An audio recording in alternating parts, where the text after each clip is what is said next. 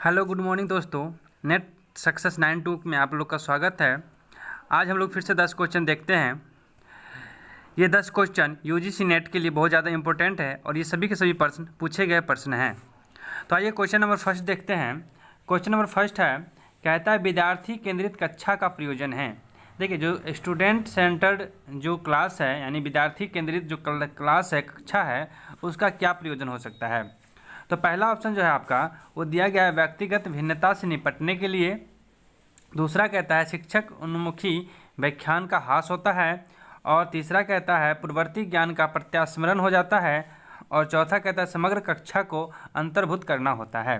देखिए, तो विद्यार्थी केंद्रित कक्षा का जो प्रयोजन होता है यानी जो व्यक्तिगत भिन्नता होती है ना, उससे निपटने के लिए जो है वो विद्यार्थी केंद्रित कक्षा का प्रयोजन किया जाता है। यानी इसका पहला नंबर आपका सही हो जाएगा।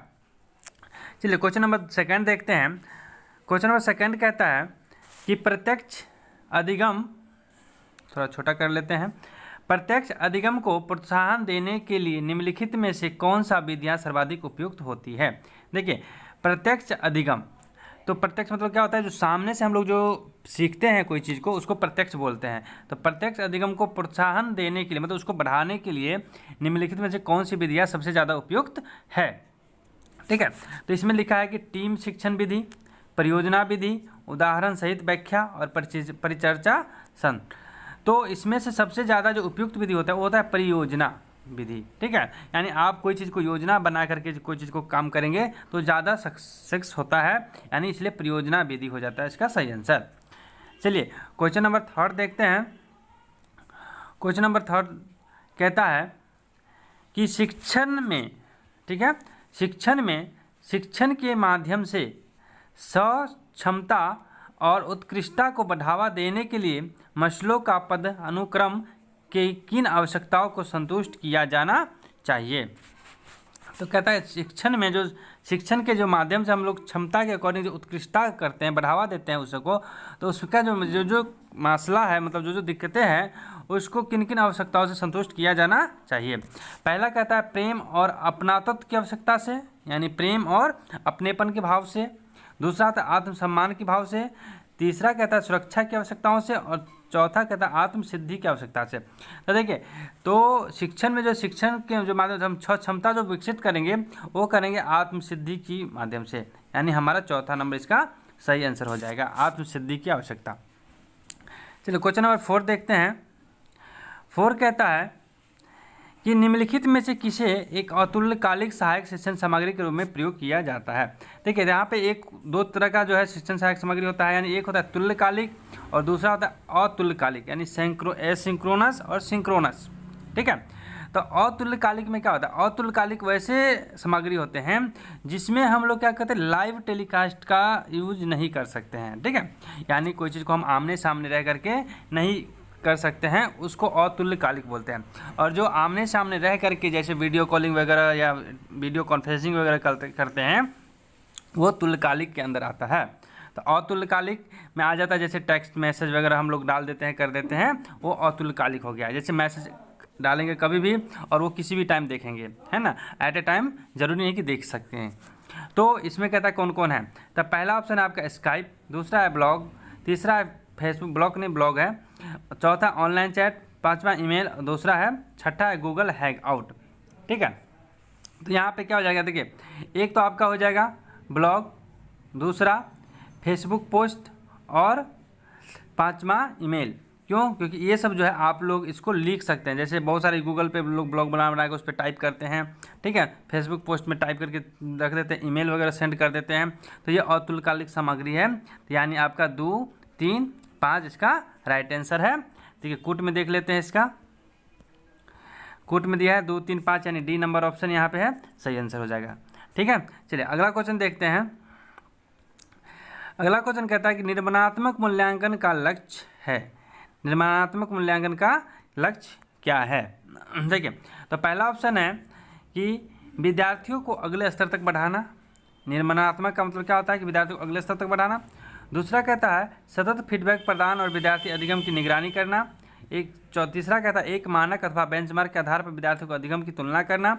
और चौथा कहता है विद्यार्थियों के अधिगम के आधार पर उनके समूह बनाना। देखिए, तो निर्माणात्मक मूल्यांकन का मतलब क्या होता है कि यानी इसमें जो है मूल्यांकन हम जो है बच्चे को जो है फीडबैक के अकॉर्डिंग जो है उस पर हम निगरानी रखते हैं। इससे उसका क्या हो जाएगा, उसके भविष्य का निर्माण होता है। यानी सतत फीडबैक तो ज़रूरी है। तो सतत फीडबैक के हिसाब से हम क्या करते हैं, विद्यार्थी के अधिगम की निगरानी करते हैं।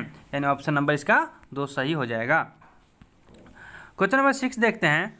क्वेश्चन नंबर 6 कहता है कि ब्लूम के पारंपरिक वर्गीकरण विज्ञान के अनुसार संज्ञानात्मक क्षेत्र में अधिगम का जो है सबसे उच्चतर स्तर क्या होता है। देखिए, तो ब्लूम के अकॉर्डिंग जो है 6 स्तर दिए गए हैं।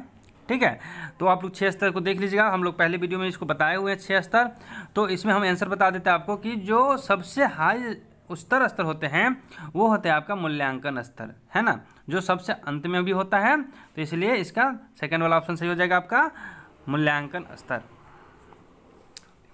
अगला क्वेश्चन है क्वेश्चन नंबर 7। इसमें कहता है कि शिक्षण के समानुदेशन विधि निम्नलिखित में किसका संयोजन है। तो शिक्षण के समानुदेशन विधि में जो है जैसे समानुभाविक विधि और समस्या समाधान विधि, व्याख्यांश और निदर्शन विधि, प्रयोगशाला विधि, परिक्षेपण विधि और व्याख्यान विधि और क्षेत्र दौरा विधि। ठीक है, इतने सारे ऑप्शन हैं। तो इसमें देखिए शिक्षण के समानुदेशन विधि में किसका संयोजन हो सकता है। तो ये हो सकता है आपका, देखिए, व्याख्यान स्व निदर्शन विधि और प्रयोगशाला विधि, ये जो है सबसे ज़्यादा सटीक हो सकता है। तो ऑप्शन नंबर इसका 2 सही हो जाएगा। क्वेश्चन नंबर 8 देखते हैं। क्वेश्चन नंबर 8 कहता है कि शिक्षण के स्वानुभाविक विधि का विकास किसने किया था। तो शिक्षण का स्वानुभाविक विधि का विकास जो है वो किसने किया था। तो वो किया था H.E. आर्मस्ट्रांग ने। यानी इसको आप लोग याद करिएगा डायरेक्ट, H.E. आर्मस्ट्रांग ने इसका विकास किया था। क्वेश्चन नंबर 9 देखते हैं। 9 में कहता है कि एक अधिगमकर्ता यानी अधिगमकर्ता की निम्नलिखित में से कौन सी विशेषता शिक्षण के प्रभावोत्पकता से विशिष्ट रूप से संबंधित है। प्रभावोत्पकता से रूप से संबंधित है। तो इसमें पहला ऑप्शन आपका अधिगमकर्ता के पूर्व अनुभव, अधिगमकर्ता के अभिभावकों का शैक्षिक स्तर, अधिगमकर्ता के साथी समूह और परिवार के आकार जिसका अधिगमकर्ता एक अंग है। ठीक है, तो इसका जो है सही आंसर हो जाएगा अधिगमकर्ता का पूर्व अनुभव। ठीक है, वो शिक्षण को जो है ज़्यादा इफेक्टिव बनाने से संबंध रखता है कि आपके अंदर जो पहले से क्या अनुभव है उसके अकॉर्डिंग आप और ज़्यादा जल्दी आगे बढ़ेंगे। चलिए इस सेशन का लास्ट क्वेश्चन देखते हैं। उससे पहले आप लोग चैनल पर नए हैं तो चैनल को सब्सक्राइब जरूर कर लीजिएगा और वीडियो को अंत तक देख करके अपने दोस्तों के साथ शेयर भी जरूर कीजिएगा। देखिए क्वेश्चन नंबर 10 है, कहता है कि अध्यापक के समायोजन में निम्नलिखित में से मुख्य भूमिका निर्भर करती है। तो मुख्य भूमिका निर्भर किस पे करती है। तो मुख्य भूमिका विद्यार्थी, समुदाय, स्वयं शिक्षक या प्रधानाचार्य। तो अध्यापक के समायोजन की बात हो रही है यहाँ पे, ना कि विद्यार्थी की समायोजन। देखिए, तो अध्यापक के समायोजन के निम्नलिखित मुख्य भूमिका किस पे करेंगी। तो अध्यापक की जो है भूमिका स्वयं अध्यापक पे ही करेंगे, यानी स्वयं शिक्षक पे होगा। तो इसका ऑप्शन नंबर 3 इसका सही आंसर हो जाएगा।